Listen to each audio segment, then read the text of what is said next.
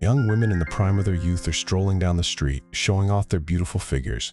To celebrate Jenny's birthday, they specifically chose a bar that featured male models. Jenny still thought she was the guest of honor at this party. Little did she know, the moment she stepped into the bar, the bartender, with eyes full of sinister intent, had already set his sights on her beautiful face. Oh my god, this is terrible. Alright, get ready, we're leaving soon. So Jenny left her friends behind and decided to head out first. But she had no idea that in a hidden corner, a man with evil intentions was waiting for the perfect moment when she would be alone.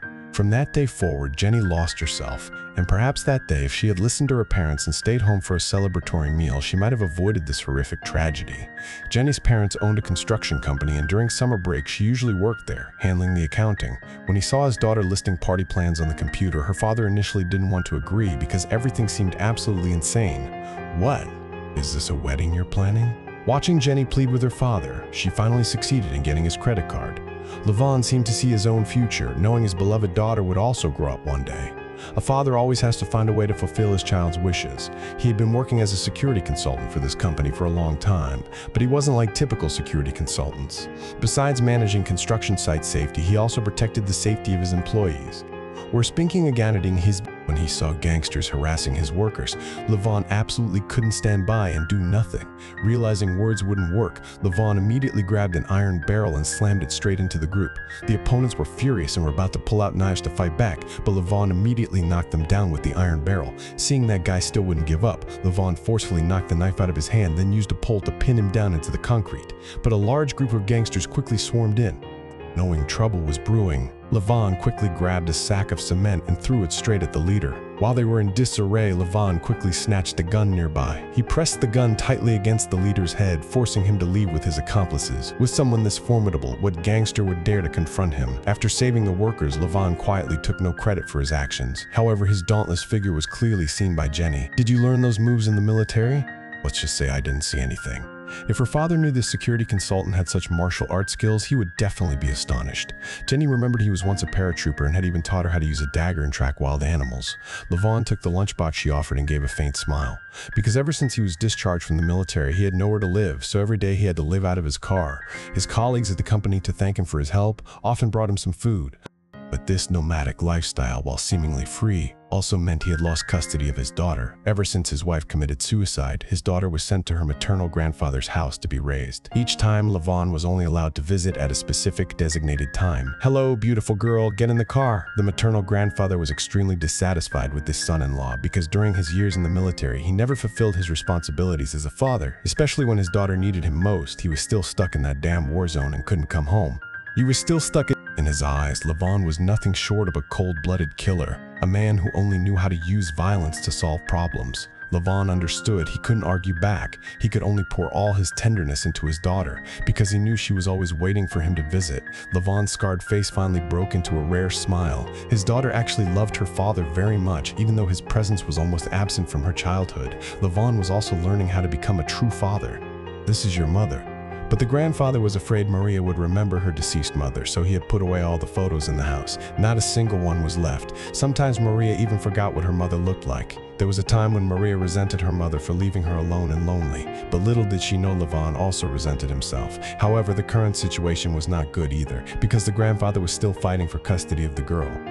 Do we see, as a veteran suffering from PTSD and with a somewhat violent personality, he truly couldn't be considered the best caretaker. Now, the grandfather even proposed reducing his visitation time from 2 hours per visit to 2 one-hour visits, simply because Levon didn't even have a fixed residence. He believed Levon was responsible for his daughter's death. Did you kill her? No, she took her own life. Perhaps because she lacked her husband's companionship, she suffered from depression her entire life. The lawyer reminded Levon that the opposing side had hired a team of extremely professional liars. If he continued to pour all his effort into the lawsuit, he would surely be the first to break down. But Levon had already lost his wife. He couldn't afford to lose his daughter too. To regain custody, the tough man living in his car had to humble himself. The next day, he originally intended to ask his boss for a salary advance, but instead found the police right at the office door. They reported that Jenny had gone missing, and Levon was stunned silent when he heard. What was more serious was that the police couldn't open an investigation for these kinds of disappearances. They simply recorded it as a missing persons report. His boss desperately pleaded with Levon to help him find his daughter. But Levon had just regained the trust of his own daughter, so he hesitated. He didn't know what had happened to Jenny, nor if she had been involved in any dangerous situation. Even though his boss continuously offered more money, Levon still firmly refused, because now he couldn't make any promises to anyone.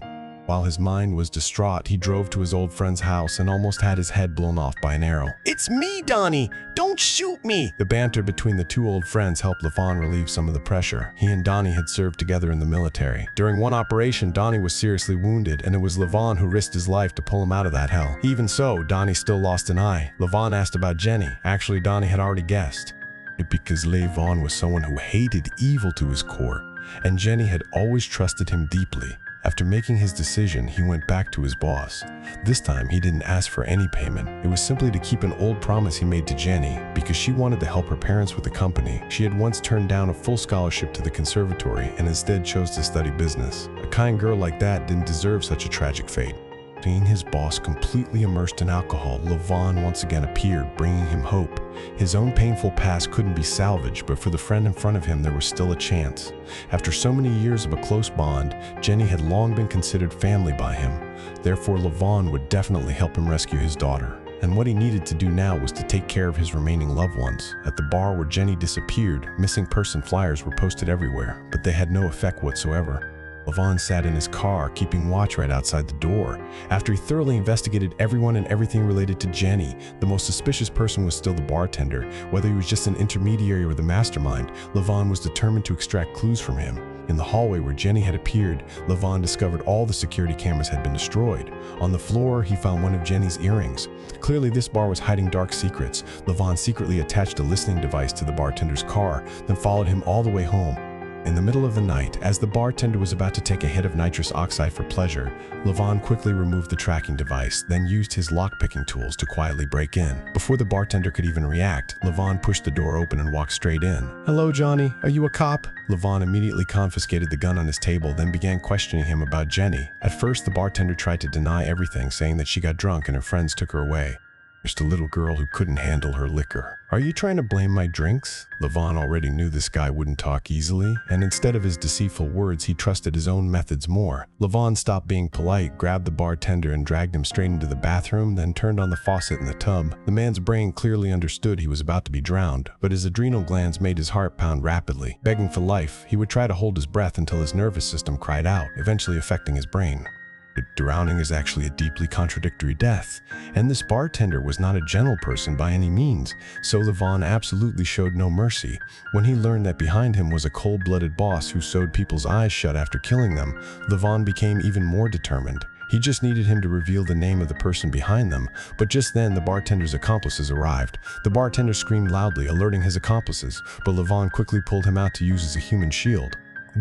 The accomplices outside had no idea, and as soon as they saw the door open, they opened fire immediately. As a result, the bartender was riddled with bullets. Levon saw they were still disoriented, so he immediately counterattacked, and after a series of gunshots, he took down all of them. Then Levon put on gloves and searched everywhere, only to discover that these guys were henchmen of the Russian mafia. This gave Levon a huge headache. To mislead them, he immediately staged the scene to look like a shootout. Then Levon patiently waited right outside the door, waiting for the bartender's backer to arrive. Meanwhile, the kidnapped Jenny had regained consciousness, her body covered in wounds from brutal torture. She was probably still alive thanks to God's grace. Soon after, a luxury car stopped in front of the bartender's house. A man in a sharp suit entered the room, but he had no idea that Levon was nearby, watching his every move. Everyone thought the bartender was killed due to a dispute with his accomplices over spoils. However, the man in the suit realized something was wrong. "You idiots, what happened to my goods?" He thought this was just a robbery, but that was impossible. No one dared to touch their goods. No one was that foolish unless it was a real madman, and the culprit used a gun. The man in the suit ordered his subordinates to clean up the scene, and at the same time take all the remaining goods from the warehouse. Levon waited for a long time, and just then his daughter called. Today was supposed to be the day the two of them would meet, but now Levon couldn't possibly leave. Seeing the man in the suit about to drive away, Levon immediately started his engine and followed closely. He maintained a very cautious distance, seeing the man turn left, then right, and then enter a manor. Levon didn't dare to follow too closely, so he had to stop his car in the surrounding area. Then he carefully proceeded, bringing his camouflage equipment. At this moment, the man in the suit was having a fierce argument with his wife over a family matter. Clearly, his wife just wanted to advise him to rest a bit, but unexpectedly, he reached out and slapped her hard. Do you think money just falls from the sky? Seeing her husband greedy for money, heartless and meaningless, the wife angrily slammed the door and left the house. At this moment, the vast manor was left with only the man alone, which inadvertently created an opportunity for Levon to act. A hot cup of coffee was suddenly thrown straight at him. Immediately after, Levon, like a divine warrior, immediately subdued him on the spot. Levon dragged him to the swimming pool, then set up an extremely ingenious torture device. He made the man in the suit answer his questions. As long as he cooperated obediently, he wouldn't harm him. The man in the suit still aggressively uttered threats, but Levon didn't care in the slightest. Whether he was a boss or the second in command in the syndicate, in Levon's eyes, anyone who refused to confess was dead meat. No matter the era, there were always those in the Russian mafia who refused to follow the rules and acted recklessly. The man in the suit threatened that as long as he was alive, Levon would suffer 3 generations of vengeance. But with this kind of stubborn person, Levon usually gave them a hard slap to knock some sense into them, because this time the one about to be drowned wasn't Levon but him. Levon wasn't here for money, but to find a girl they had kidnapped. The man in the suit regretted it deeply, wondering why he got involved with that foolish bartender, bringing such a huge problem upon myself. Give me that girl, and then we'll go our separate ways. Just for one girl? All this trouble just for one girl? Honestly, the man in the suit couldn't understand Levon's thinking at all, to dare to go against the entire syndicate for one girl, unless this guy had something wrong with his head. And he saw the true look in Levon's eyes. For the first time, he felt fear. Fear made him burst into screams, and at that very moment, Levon completely lost his patience with him. After repeatedly killing, Levon had to calm his mind. But because this incident involved the syndicate, he had identified his next target. The death of the man in the suit caused the top leadership of the organization to explode. Seeing Levon mercilessly kill on camera, even cold-blooded individuals shuddered. But the immediate important task was to order their subordinates to track down Levon at all costs. Elsewhere, Jenny finally met her captor. She tried to explain that this must be a misunderstanding, that she and her parents were all law-abiding citizens. But she had no idea that once she was brought to this place, she would no longer have the right to her own identity. They would only be turned into breeding sows, to be trampled upon and abused by people. Have you ever seen someone die? Their eyes will immediately change. He threatened Jenny to obey him or he would blow her head off right then and there. Jenny just clenched her teeth and endured, surviving for another day. At the same time, Levon called a police friend of his. He wanted to know more about Dmitri. His friend said Dmitri was indeed a cold-blooded individual and was currently the nominal boss of the Russian mafia. Even the police didn't dare to easily touch him. Levon hoped his friend could investigate further into human trafficking and drug rings, and perhaps they could find a clue related to Jenny. His friend suggested that there was a bar called Galay in the suburbs. They usually sell Russian beer there. Just go there and have a few beers, see what happens. Thanks. With this clue, Levon immediately rushed to the bar. But this place was actually a stronghold of the motorcycle gang. Levon carefully ordered a beer, but his unfamiliar face quickly made the bar's bouncer suspicious. A tattooed woman even thought Levon was a cop looking for trouble. So the tattooed woman immediately sent a man to deal with Levon. Suddenly, the man sitting next to him revealed malicious intent. Levon didn't want any trouble, but the tattooed man's scrutinizing gaze was full of hidden meaning, making Levon immediately wary. He was forced to follow the man into the bar's central room. Very quickly after that, he was surrounded by a group of young men. The leader realized he wasn't there to party or have fun. "What are you looking for?" "I'm only interested in the drugs, my friend." When Levon denied being a cop, the leader made him turn out his pockets to check for a badge. Levon had no ill will towards them, but if these guys kept pushing him to the limit, he wouldn't hesitate to teach them a lesson. The whole group rushed him at once. Levon used his agility to dodge while countering. However, when it came to sheer strength, he was still at a slight disadvantage. Seeing one guy sneakily grab a liquor bottle to hit him, Levon quickly wrapped a cloth around his hand and threw a punch that shattered the bottle. This sneak attack wasn't the way of a stand-up man. "See you later, punk." Watching Levon nearly send the guy to an early grave, the leader finally had a change of heart and quickly yelled for them to stop. He realized Levon truly wasn't the kind of cop trying to mess with them. Imorate, Levon introduced himself as just a construction worker, but the leader still saw he was once a soldier. "I used to be a pilot. They made me parachute out of planes, then eventually forced us to fight hand to hand. But now that we can talk as equals, things are much easier to discuss." Levon introduced himself as being there to buy drugs. As long as the supply line was secure, he could transport dozens of kilos each month. His contact in Chicago had disappeared, but the order required a 24/7 supply. Time was money, and he didn't want to lose out on a huge profit, which was why he came here. After they settled on a price, the leader agreed to help him out. There's a buffet restaurant at the crossroads to the north. Be there at 7 o'clock, grab something to eat, and we'll figure out the rest. Nice to meet you. Now get out. Sure enough, Lee Vaughn arrived at the restaurant on time, and Sam Cho was already waiting there. Because their previous encounter wasn't exactly pleasant, Sam Cho immediately pulled a gun on him, forcing him to hand over the goods. But looking closely at the gun, Lee Vaughn recognized it as identical to the one that had been pressed against Jenny's head. Seeing Lee Vaughn obediently comply, Sam Cho thought he was an easy target, telling him that if he wanted the goods, he'd have to wait for a call. Very soon after, Lee Vaughn received a call from the man who said he'd hidden a gift for him under the car seat. Sure enough, Lee Vaughn found 2 kilos of product, apparently a test of his loyalty. But little did he know, Lee Vaughn didn't care about drugs at all. What he wanted was to uncover the human trafficking ring behind it. That night, the 2 Sam Cho men sold Jenny to a Mediterranean man. The moment he saw Jenny, he immediately remembered the nude painting his family used to keep. But before accepting delivery, he still needed to inspect her. He simply pulled out a device, confirmed there were no strange sounds coming from the box, then let out a lewd smile. These girls look just like fish, beautiful, just like you. But suddenly a bloody handprint appeared on the fish tank. The Mediterranean man staggered out, covered in blood. Jenny had just delivered a fatal bite, nearly castrating him. It turned out she had been faking sleep the entire time. At this point, the clues Lee Vaughn had been following were gradually forming a complete picture.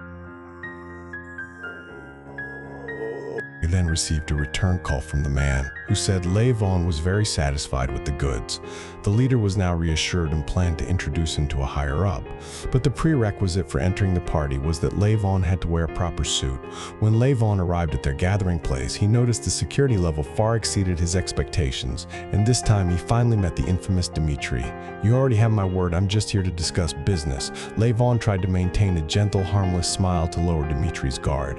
When asked for his name, he was prepared and had even fabricated an identity. Sure enough, the man immediately checked his ID. Dimitri was extremely cautious, even investigating and finding out his car was a rental. But it was precisely this image, a desperate man willing to risk everything down this path, that finally made Dimitri feel comfortable doing business with him. Dimitri let the tattooed man be a spokesman, but here, he was truly the boss. He wanted to make sure Lee Vaughn wouldn't cause him any trouble.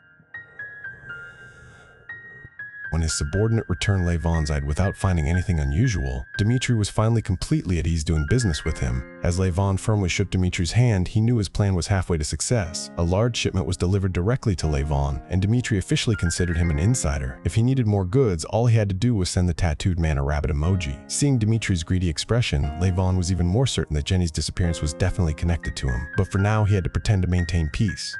After safely leaving the premises, Lee Vaughn immediately pulled out a knife and ripped open the package to inspect it. He dumped the entire bag of drugs down the toilet. After returning, he carefully reviewed Jenny's friend's Twitter and discovered the tattooed man frequently appeared in the photos. Lee Vaughn suddenly realized something was amiss and quickly reopened the phone he had taken from the bartender. Sure enough, inside were photos of him with the tattooed man. Realizing the bar was definitely involved, Lee Vaughn immediately went back to eavesdrop on their conversation. But the tattooed woman had already spotted his car with infrared binoculars, rendering all his camouflage useless. Very soon after, Lee Vaughn was within their sight. Knowing he'd been exposed, he didn't panic at all, preferring a direct confrontation over stealth. Taking down a nearby motorcyclist, Lee Vaughn immediately sped off on the bike. The tattooed woman flew into a rage, ordering her subordinates to turn around and pursue him. But Lee Vaughn had already put a kilometer between them, though it wasn't long before they caught up. The pursuers unleashed a ferocious barrage of bullets, one whistling past Lee Vaughn's head. Against his will, he was forced onto a narrow mountain path. Both sides chased at dizzying speeds along the mountain road. Suddenly, enemy reinforcements blocked the road ahead of him. Lee Vaughn immediately swerved, drifted hard, and plunged straight down the mountainside. But his pursuers weren't about to give up. After a volley of bullets, Lee Vaughn lost control and tumbled off his bike. Just then, he crashed directly into a police patrol car. Lee Vaughn slammed into the windshield, the pain so intense he felt like his bones were shattering. The confused police thought he was intentionally causing trouble, but right behind him the pursuers arrived. "Hey, pretend you didn't see anything." Unbeknownst to Lee Vaughn, these were dirty cops. They took the money and handed him over to the gang. When Lee Vaughn woke up, 2 eccentric clowns were staring at him. They questioned his relationship with Dimitri, claiming the man Lee Vaughn had drowned in the pool was their biological uncle. It was then that Lee Vaughn realized he was in serious trouble. But if that guy in the vest hadn't blabbed so much, I wouldn't have acted so quickly. In front of him were two ridiculously dressed clowns, but no matter how they dressed, they knew what they were doing. Humiliated, one clown flew into a rage and tried to tie Lee Vaughn up. "If you want to tie me up, you'll need a little more strength than that." The very next second, Lee Vaughn pulled hard, flinging the clown who was trying to tie him up. With a single roll, he was on his feet, and Lee Vaughn immediately snatched the gun. Hearing the commotion behind him, the driver panicked and slammed on the brakes, inadvertently creating an opportunity for Lee Vaughn. The gun clattered onto the car floor, and all three scrambled for it fiercely. But in this kind of close-quarters brawl, Lee Vaughn was the most skilled. He tightly gripped one clown's neck, choking him. Only thanks to his accomplices rushing in did he not die of suffocation immediately.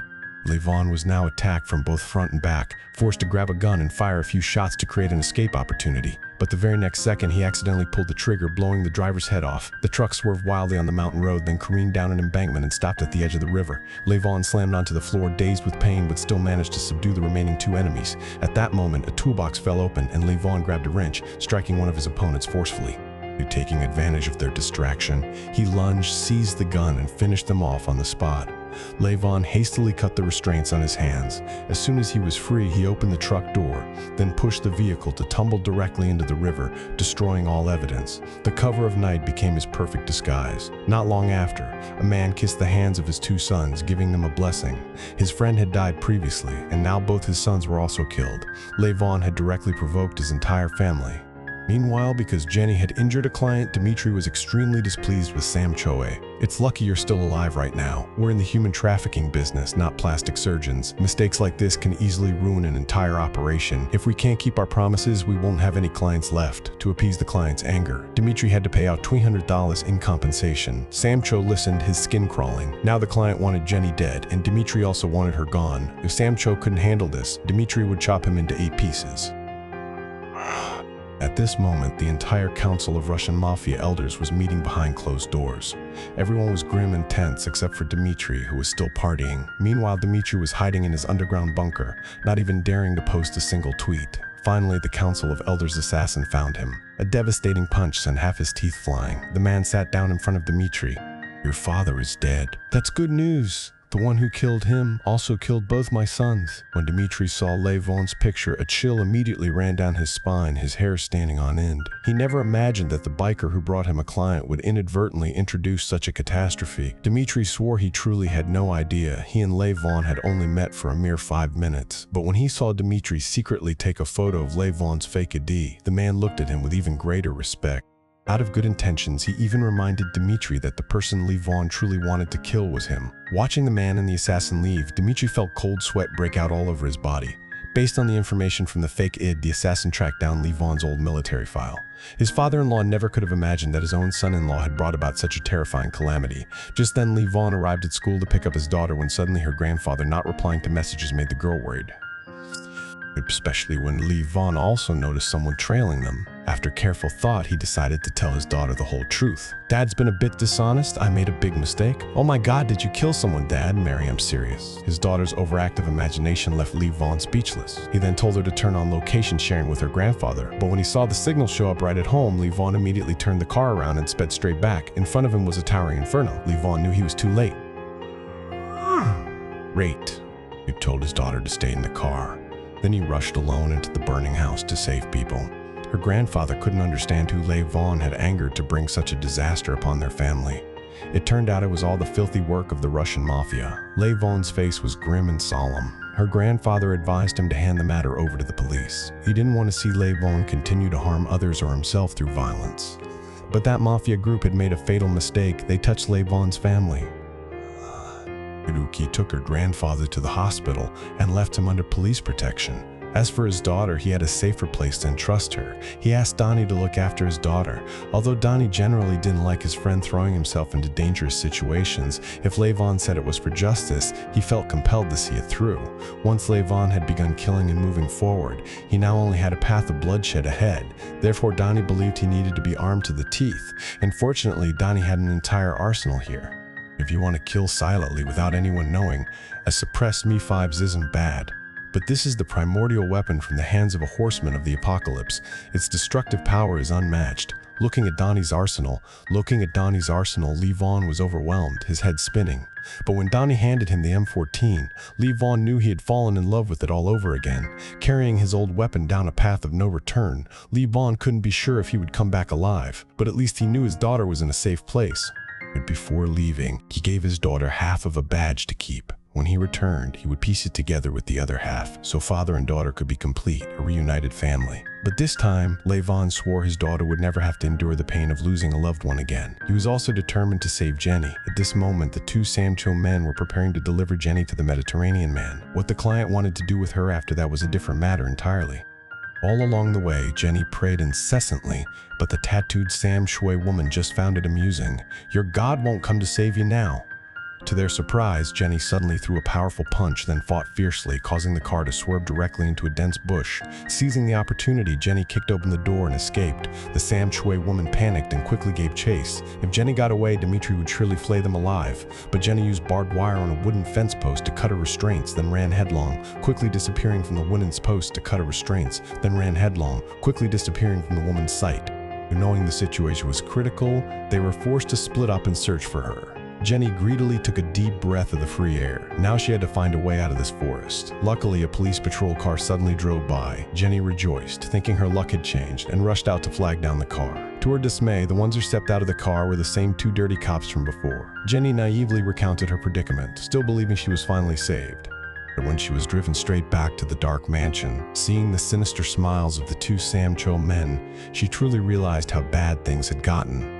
Jenny was thrown into a foul-smelling pool of water and cruelly humiliated. Just then, the Mediterranean man called via video. He instructed the Sam Cho men not to kill Jenny yet because tonight at the party, his lavish party, he wanted to enjoy the girl himself. He even promised an extra $1 million, but on one condition, he wanted to see her tortured beyond recognition. Meanwhile, Dimitri was only thinking about fleeing. His so-called mafia honor or avenging his father no longer mattered at all. He only cared about one thing, keeping his head on his shoulders. He snorted a line of cheap drugs, then stuffed all his gold, silver, and jewels into his bag. But just as he was about to escape, death came knocking. Levin moved with ruthless precision, a few swift knife strokes ending all of Dimitri's men. Those who noticed something amiss and rushed to check also quickly became new corpses. Immediately after, Levin pulled the grenade pin, and a devastating explosion blew the entire room apart. Seizing the moment, he continued to cut down enemies. Every gunshot meant another person collapsing on the spot. Dimitri even recklessly pulled out a gun and held his girlfriend hostage to threaten Levin. Watching Levin advance step by step, Dimitri grew increasingly panicked. But in the next second, Levin shot his hand. The agonizing screams that followed brought Levin immense satisfaction. Now, they could finally talk openly. "Where is she?" Seeing Dimitri still defiant, Levin threatened to shoot off each of his fingers if he didn't tell the truth. Realizing Levin absolutely meant what he said, Dimitri reluctantly lowered his voice and agreed to lead the way, only begging for his life. Along the way, Dimitri confessed his entire underground network. This Sam character was his human resources manager. As soon as Sam picked a girl, Dimitri would immediately admit to it. He still couldn't understand why Levin would dare to take on the entire Russian mafia just for one girl. But Levin's sledgehammer-like punch kept him from speaking another word. Each punch was a painful warning, making Dimitri shut up, not daring to utter a single inappropriate sentence. Very quickly, Dimitri led him to the lavish villa of the Mediterranean boss. If you're wondering why Dimitri chose Jenny, it turns out that after Sam took photos of the girls, customers would decide whether or not to buy them. After that, they would set the time and place for the transaction. This was his exclusive service. The girls were treated like merchandise, bought and sold, no different than kids choosing toys. But Dimitri believed that even if he didn't do it, someone else would continue this dirty trade. For him, profit was the most important thing. A gunshot rang out, ending Dimitri's entire sinful life. But ahead of Levin lay a bloody downpour waiting. At this moment, inside the Mediterranean boss's mansion, he was still unaware of the nightmare about to descend upon him. Through his infrared scope, Levin seemed to have divine assistance. Each perimeter guard fell one by one. The henchman finally understood Levin's true objective and immediately called for reinforcements from the farmhouse to combine forces and kill him. A large squad moved like a swarm of locusts, but Levin had little time left. He held his breath, waiting for the opportune moment, and as soon as he saw someone split from the group, he immediately lunged, dispatching them with a swift knife strike. Meanwhile, it was time for the Mediterranean boss to enjoy Jenny. The tattooed man cruelly dragged her into a secret room, then locked her tightly with iron shackles. The Mediterranean boss in a luxurious suit approached Jenny. The beast swung a meat cleaver in his hand, intending to carve her into pieces. But just as he was about to strike, Levin had already secured the most advantageous position.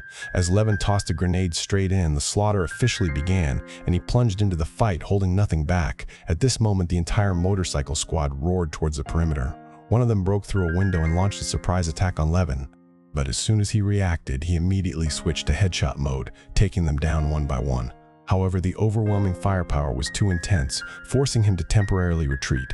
After clearing out the mobile squad, the exploding motorcycle shook the entire place violently. Jenny screamed loudly, hoping Levin would hear her. But at this point, enemy reinforcements poured in, putting immense pressure on Levin. While reloading, he was ambushed by a motorcyclist with a dagger. Levin fought back desperately, parrying each fatal stab. But even after many years of military discharge, he was no match for these thugs to simply mess with, until the leader, carrying a Sosco rifle, stepped in. Levin had to use a body as a meat shield to block bullets. However, the Sosco wielder's tremendous strength made Levin struggle immensely. He was slammed to the ground, disoriented, and finally had to risk a desperate grapple to regain the upper hand.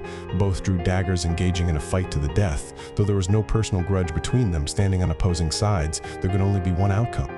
Finally, the leader closed his eyes in surrender, a gesture of respect for his opponent. Thank you for watching. Thank you for watching. Now he could finally bring Jenny home. Outside, the man could only watch them walk out, safe and sound. Initially, he had intended to ask the Elder Council to send more reinforcements, but the opposition deemed the losses too heavy to continue. And so the man who had lost both his sons could only helplessly scream, unleashing an endless torrent of rage. When Jenny finally returned home, the moment she stepped into the room, her entire family burst into tears, embracing each other with streaming eyes. Her grandparents and everyone in the house didn't even know how to thank Levin enough. But Levin quietly stepped back, because at home, a little angel was still waiting for him. "Dad, is that really you? You're back. You promised you'd come home." For Levin, no matter how harsh life gets, as long as he has his family by his side, nothing is too difficult to overcome.